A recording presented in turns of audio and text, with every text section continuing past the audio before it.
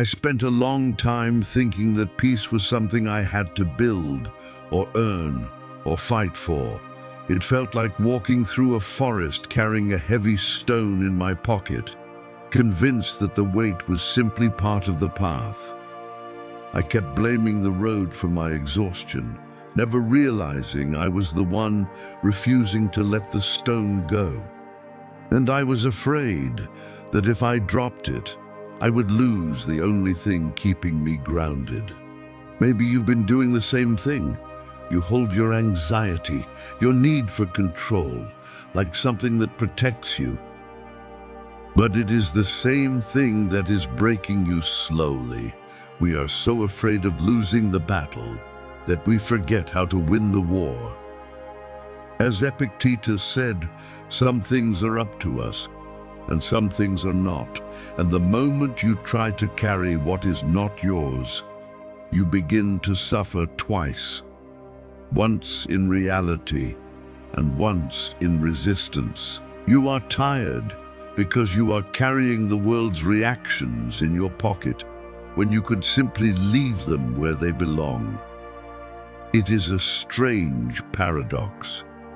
You do not lose your peace because life is heavy. You lose it because you refuse to put things down.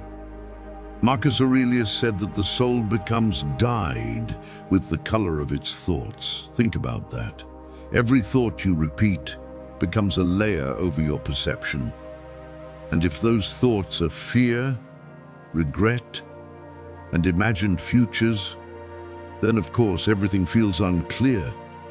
Your mind is like a lake, and every unnecessary worry is a stone dropped into it. The more you throw, the less you can see yourself. You think you are holding on to control, but in truth, control is holding on to you. Peace is not something you chase. It is something that appears when you stop resisting what is already gone. You do not need to rebuild your life tonight. You only need to notice what you are still carrying that was never yours. Not every fear is yours. Not every outcome is yours. Not every opinion is yours. Some things were never placed in your hands. And yet you still carry them. There is a quiet truth in all of this. You are not suffering because life is always harsh. You are suffering because your imagination refuses to sit still. But even that begins to soften when you stop feeding it. So look at your hand. What are you still holding on to? A fear, a memory, a version of the future that never arrives? Because the moment you finally drop the stone, something changes. It was never protecting you. It was only weighing you down. And what remains is you and the silence beneath it.